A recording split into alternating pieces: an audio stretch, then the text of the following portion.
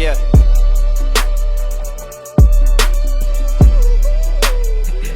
Look. When my skin hit the spotlight. All right, welcome to the Rising Silence podcast. We're here with Aniyha Jones. Super excited to have her here. Just introducing, I'm gonna let you introduce yourself, but just my background with her. She actually interviewed me 2 years ago, and like day one, I knew she was special. I told her like she inspired me. And I look up to her, you know what I mean? Even though she's younger than me, I still look up to you. Just seeing the wave that she's paving for herself and other women in the sports broadcasting is like second to none. So with that, I'm gonna let you introduce yourself and then we're gonna get started. Okay, cool. Hey y'all, so I'm Aniyha Jones. I'm a senior here at the University of Illinois. I'm majoring in marketing, minoring in sports management, but y'all probably wondering like, why am I here? So I have a podcast. I started in 2020. It's called You're Wrong, Sir. And that was just kind of like just the master class for everything that I'm doing now. So aspirations of being in sports broadcasting, like Taylon said, interview him. But yeah, that's just a little bit about me. Yeah, for sure. So let's kick it off. We're going to talk about the podcast. Okay. What made you start the podcast in the first place? Okay. So I be going into detail. Like I have a specific story. So freshman year was when COVID hit for me. So 2019, 2020. And when I got back home, I had nothing to do. Like classes were online. There wasn't too much to do. So I really got into my health and wellness just like seriously. So I always read, but I had started listening to audiobooks. And then I started listening to podcasts. And then like I would be waking up at like 5 a.m. working out. And I would just be listening to them, like doing my workout, showers, whatever. But I wasn't listening to any sports podcasts. So it was like marketing, business, like et cetera.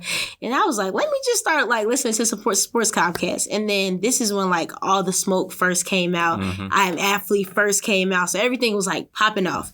And I'm watching an episode, and it was like May 18th. I remember the exact date. I was watching the episode of All the Smoke, and I'm just on my laptop watching it. I look up, 2 hours had passed. I'm like, 2 hours? Like, what? I have these conversations all the time by myself, but I just couldn't believe it wasn't a movie. Like, I'm just watching people talk about stuff I talk about all the time. And that moment, I had went downstairs. I'm like, Mom, I'm finna start a podcast. And she was like, okay, like, go do it. I'm like, okay. So I go upstairs. I'm on my laptop. I'm like, how do you start a podcast? I'm on Google, watching YouTube videos, everything. And I just started it first because I have the conversations all the time. So I was like, why not? And at this time, I didn't know if I wanted to be a sports agent. I was like heavy on that. I really figured out I didn't want to do that. But I wanted to be in sports, but I knew that so many people want to be in sports. So, like, how do I differentiate myself? I was like, I'm going to let people hear my voice. And then there weren't any women. Like now, I mean, you look at I Am Athlete, The Pivot, who I work with, nobody has a woman at the head of it. So for me, I just kind of wanted to just do something different. So really, from there, it took me a month. So from that day, I was researching. And Juneteenth, I released 5 episodes, so my first 5, and then it just took off there, bro. Yeah, no, it was awesome because I remember when you reached out to me, like we talked about earlier, you know, it was at a time when I got put on scholarship and I was getting all these DMs, but I saw the name. And that's what stuck out. You're wrong, sir. I'm like, let me see what this is about. So I saw you wanted to interview me. I'm like, all right, let's do it. And, you know, it was an awesome interview. Thank you. I don't know if you remember, I had my daughter on there. Yes. And she was talking. Yeah, she was talking so much. Wouldn't let me get a word in. But yeah, it was just awesome to see that. So just rewinding a little bit, little Aniyha, did she ever know that she wanted to get into sports broadcasting? Nah, bro. What did little Aniyha? Little Aniyha was in my mama's bed. Like, people do not believe me when I say this. Like, I was, oh my God, not even in middle school yet. And I had always had these aspirations, like, I want to go to an Ivy League school. I want to go to Harvard. So I would be in my mama's bed and I would get on the computer. And I had like a notebook. I'm like a pen to paper person for real. So I would write everything down. And I'm like a little girl. And I'm looking up what is Harvard's ACT score, what's their GPA, what's their acceptance rate, etc. And I would have all the Ivy Leagues written down. And I told myself, like, I'm going to Harvard. Like, Harvard is where I'm going. So for me, I used to think, like, I want to be a lawyer. Like, I just wanted to just really hone in on my academics. And I tell people this before the podcast, creative, like creativity, like that wasn't a word in my vocab. I'm not creative, bro. Like, I'm just a hardcore, like, academic person. And it helped me, like, show me that. But for me, like, I just love sports.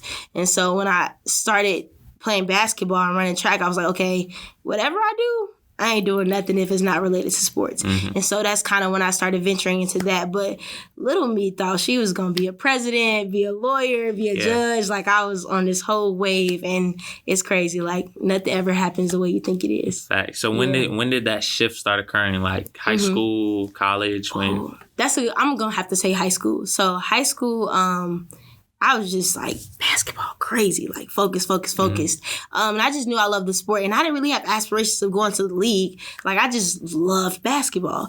And so I was like, moving forward, I think I want to be like more so in like business, but I think I want to do sports.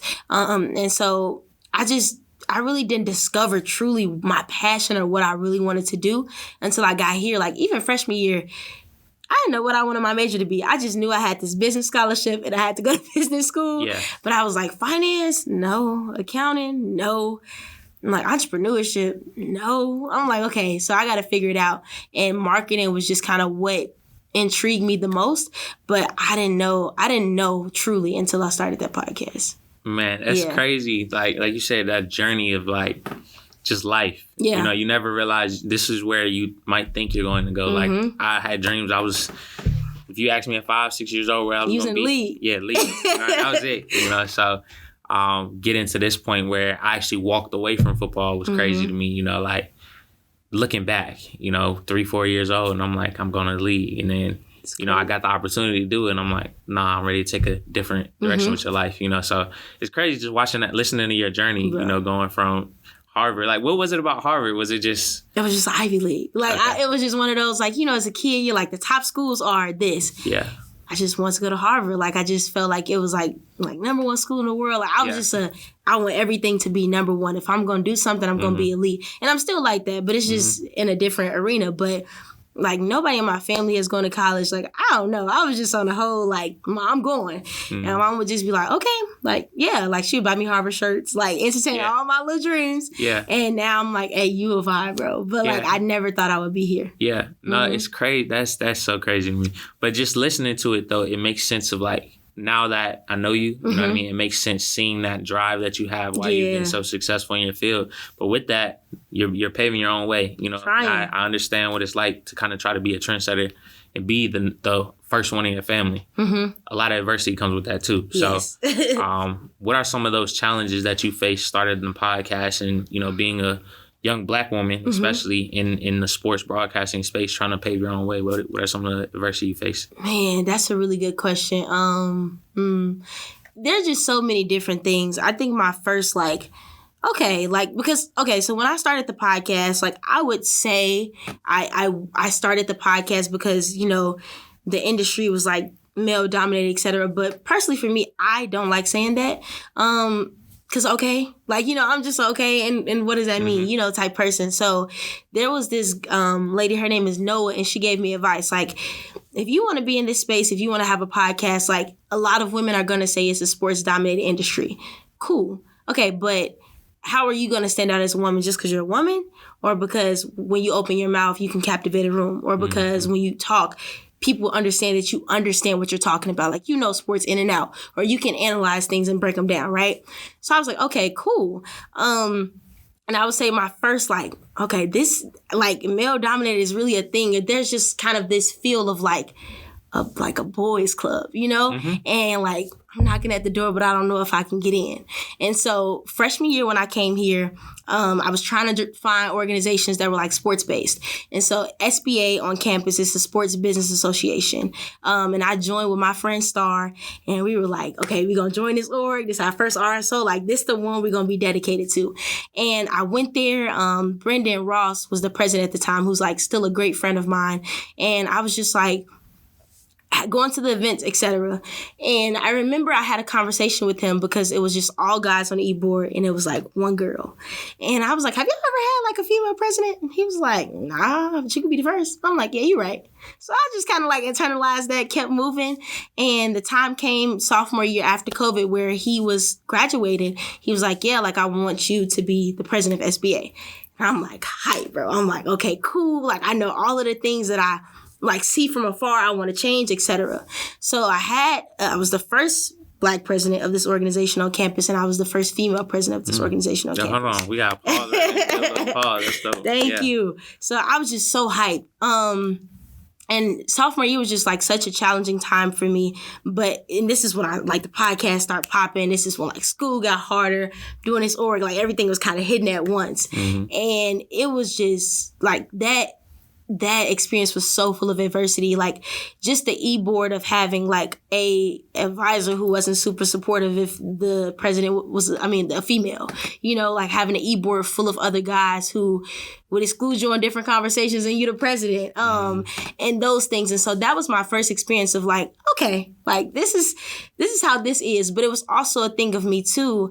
And just to be real, like a lot of the individuals within SBA and the organizational campus or even survey the RST majors at school, majority of them are white, right? And so for me, it was just a perspective of like, there are individuals who are like watching athletes on TV, and this is your favorite player. Io's your wallpaper, and he's your background on Zoom. But when it comes to communicating with African-American people within our community on a daily basis, like if they're not on the court or the field, you're not a fan, And I was just like, how is it that people who don't look like us can have so much ownership and power over our muscle and what we're doing, but like outside of that, they don't have conversations with us. And so that really, really bothered me. Like I was like, okay, so I saw those people for who they were, but I was grateful because it was like, I learned how to delegate. I learned how to be a better leader in terms of navigating with people I wasn't the biggest fan of, microaggressions, things like little small things as if I don't know what I'm talking about because I'm a girl or things of that sort. So that was like my first like, okay, like welcome to the sports world. And along the way, there have just been small experiences. Like I'm learning. I get no's all the time. Like, it could just be small things. Like for me, outside of my podcast, like I'll make like pitch decks all the time of ideas that I have that I think are great stories to put together and have them developed. Or if I'm pitching them to a company and they're like, yeah, this don't really align with this, or this is like, and I wouldn't even say it's, just adversity, but they say like rejection is just, a no is like God's rejection. Like this is just not for you at this time. And so a lot of the times in the industry, and like you hear Taylor Ricks has said this all the time, there's this idea, especially within broadcasting too, you're really great. You're talented, Taylon. You're really great at this, bro. Like, you deserve to be in front of the camera. And those same people who are in the positions to give you the opportunity to be in front of the camera aren't willing to do that.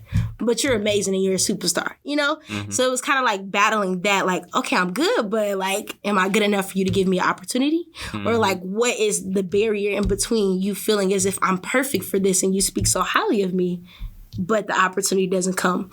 And so it's just one of those things where like, I don't know, you just have to internalize everything, use it as a lesson. But SBA was like my, like, okay, like welcome to the sports industry for real. Because if this is happening in college, imagine what's going to happen in big rooms and, bigger corporations. So, yeah, pretty much. That's crazy because you learned a lot in that smaller time where you got hit with dealing with racial inequality, being like you were a minority in 3 aspects. You know what I mean? Like, being the only woman in the room. And it's just like, there's so much that you got hit with right away that you learned that a lot of people don't learn until 30, 40, you know what I mean? So that's awesome that you got that experience. Was there ever a time in that you were like, maybe I'm not cut out for this, like, and you felt like quitting? Never. I'm not a quitter. I love it. And there's nothing wrong with quitting, like, because there's a difference between. Wrong with quitting. I think there's a difference between like knowing when a situation isn't for you and removing yourself, and like being like, okay, I'm just not doing this. But no quitting. Just more so like, for me, it was like, okay, like it was just like, I'll use this as an opportunity to learn moving forward and to also know how to handle other guys when I encounter them along my journey. So never quitting. Like I embraced the opportunity. I still tried to make the best out of it. And like my friend Star, who we went to the org together freshman year, I was like, if I get off this e-board, like you gonna be president. Like I want another Black girl and another girl to be a president too, because they had just never experienced that before. And so I made sure of that, which I'm proud of too. But like, no quitting, bro. No quitting. Ever. Absolutely. I love it. And so now we're going to transition a little bit. What does it feel like knowing, you're being a young Black woman, like I said, being a trendsetter in this space, And not only because you're a young Black woman, but that's the facts. Yeah, you know, it's true. There's a lot of eyes on you. You know, from especially younger Black women to see what are you doing. You know, like what does that feel like for you? What is do you feel like a weight kind of from it? No weight at all. To be honest, I ain't even gonna lie. Like when I first started the podcast, people would email me or like text me and find me on LinkedIn and be like, "Oh my God, you inspire me," blah, blah, blah. And I'm like, inspire you? Like, I don't know. Like for me, I'm just in my room like, this podcast is stressing me out. Like I gotta put this out. I gotta promote this. And so I don't know, it was just a difference between being proud of my product. Like I was putting out content for me, but I didn't realize that like me putting out content was going to help other people. Because when I first started the podcast, like I was scared nobody was going to listen. Like super scared. Like as soon as I posted it on, like I posted it on Snapchat. And, you know, at the time we were still using Snap. So I was posting on Snapchat, LinkedIn, Twitter, IG, and I had put my phone down and, like, walked away for, like, an hour. And it was like, ding, ding, ding. And I'm like, bro, people not going to like this. Like, I don't know what people are going to think. So when people say I inspire them, it's just like, I don't grasp that, like, at all. Like, even you saying, like, you know, I inspire you. I'm like, bro, you inspire me, you know? So it's just one of those things where I do try to be cautious of the things I post on social media, the things I say.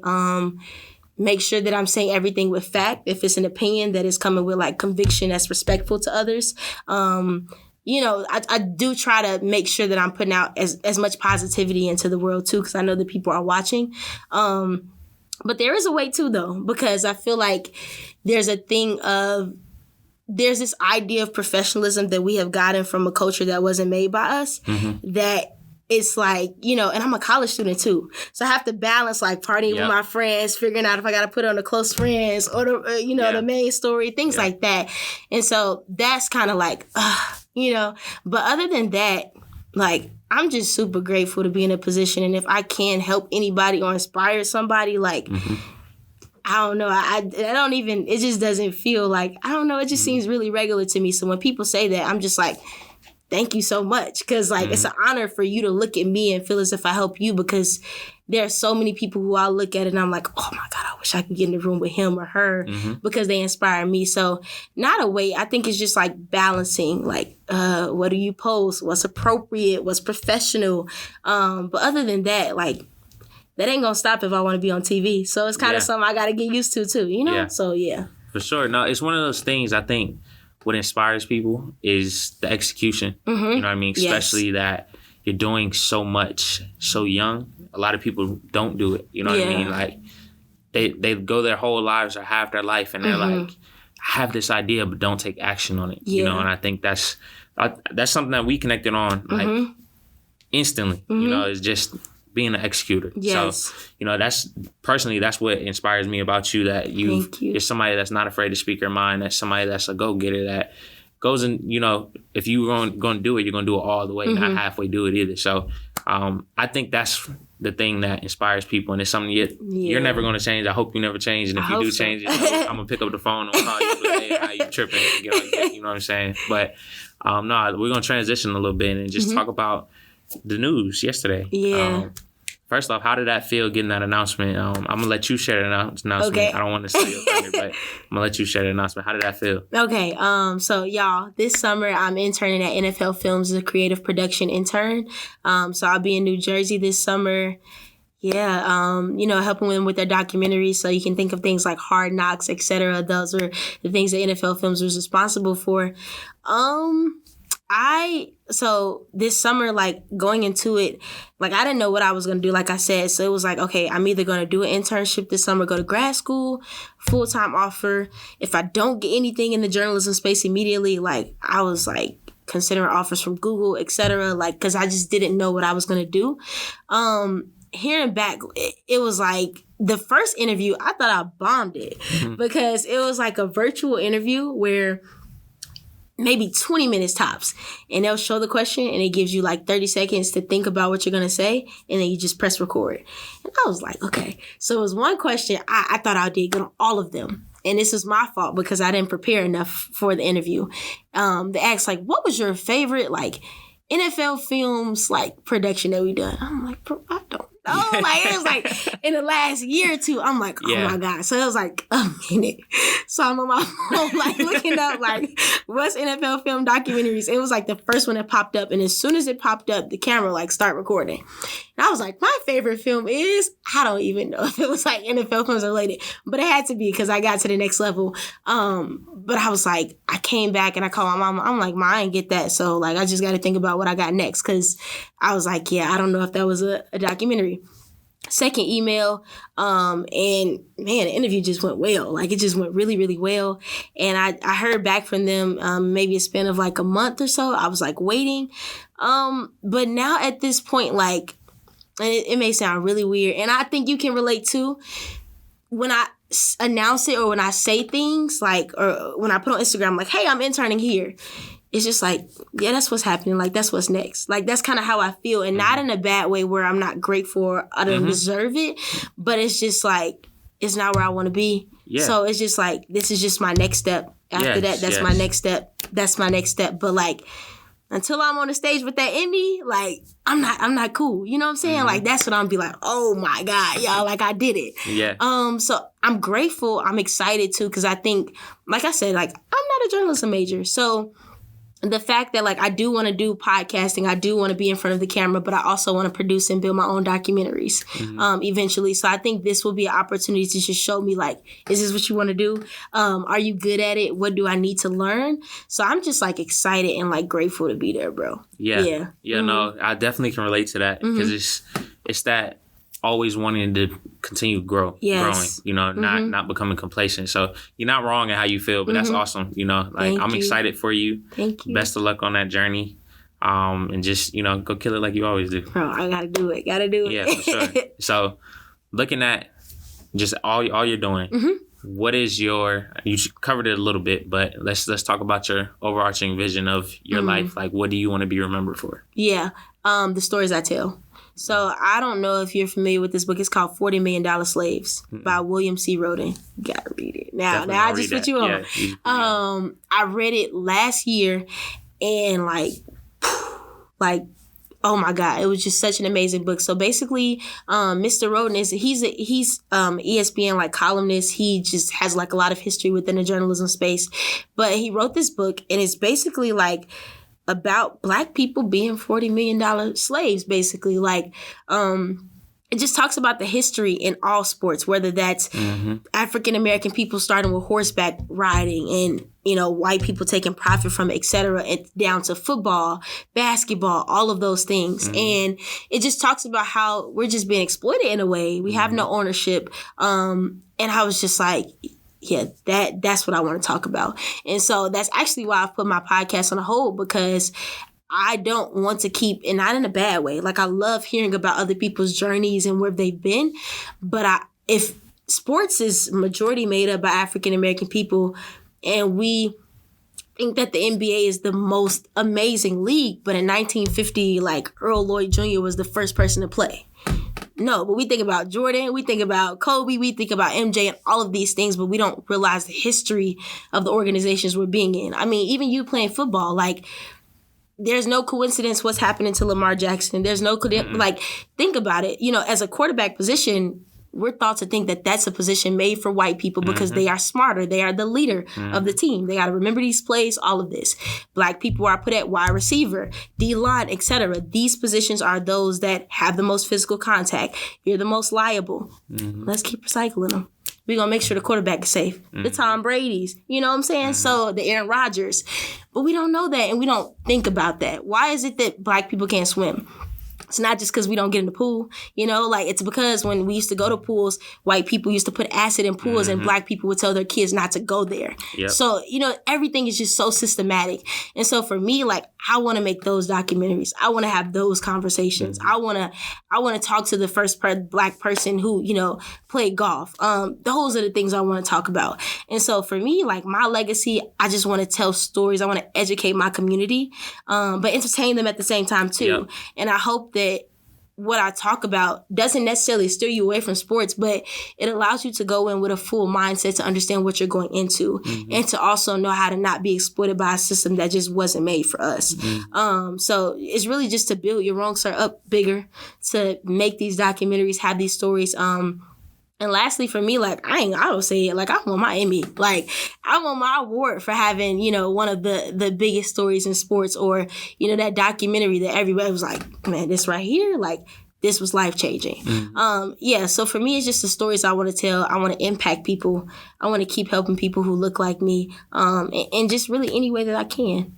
That's awesome. Thank you. Just hearing, you know, everything that you're trying to do. I know, knowing you, I know you're going to do it. Thank you. I'm going to be cheering for you the whole time on the journey. I'm glad to be a part of the journey. Small part, but yeah, you're a part of it, man. Yeah, so it's just awesome to hear all that.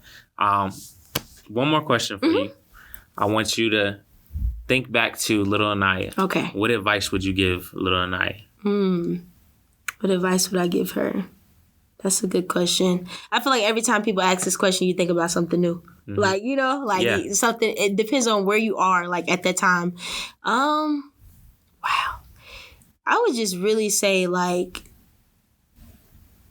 you know, it's cliche, but when people say, like, build a table, you know, if you can't build a table, get a seat. Like, I just want to build my own table. So for me, it would just be like, whenever you get the no's, whenever, you know, somebody says that you're not a good fit, whenever you know that what you have is more than capable of being a good product and it's something else to it, just keep going, like, one foot in front of the other. Continue to persevere. And if there is a product that you see that you want to make and it's not out there and you feel like you don't have the resources, like Taylon is doing it, bro. It's 3 college students in here, 4 college students with cameras, and you're starting a podcast. So just really, I would say, just be resourceful. Like, look at those around you, look within your peers, and don't take no for an answer. If you want to get to Rich Paul and Issa Rae and there's no way to reach them, then you make the product for Issa Rae and Rich Paul to come to you, you know? So I would just say, like, keep going and make what you don't see. Hey, I love it. I love it. Well, Aniyha, thank you so much for just sharing your story and your message, because I think you gave a lot of information for the people to take and really run with, you know, and I hope it sparks somebody in somebody and something in somebody, because definitely lit another fire under me. You know, I already got a big one lit, but you definitely lit another one, because it's just, I love talking to people that are on that same path of, like, trying to create, you know, trying to build something that is going to live beyond them. Like, I actually just had a conversation yesterday with Landon Campbell. I got to connect y'all. Okay. And it was just talking about that. He's GM in a venture capitalist firm in Chicago, and he's like 26. That's crazy. So, you know, he's awesome, just awesome guy, awesome, like, you mind how he thinks, everything. But we were just talking about that, just leaving that legacy. You know, you got the top 1%. Everybody thinks billionaire right away, but it's bigger than that. The top 1% is Martin Luther King. Top 1% is Malcolm X, Marcus Garvey. You know, all these people, Steve Jobs, like, that do so much that when they die 100 years from now, people will still be talking about how they changed the world. Exactly. You know, and it's like, that's the kind of path that you're on, and the kind of path that I'm trying to be on as well. Is that you are on. That you're right. that I am on. To just leave that legacy, you know. So even when we gone, our great grandkids, like, hey, that was my grandpa. You know what I'm saying? So yes. Like, I just appreciate you so much. Thank you for thinking of me. Thank you for having me on. Like, I'm grateful for this. So I hope it impacts somebody. But what you're doing, like, with Rise, like, keep going, bro. Keep going. Absolutely. Yeah. Absolutely.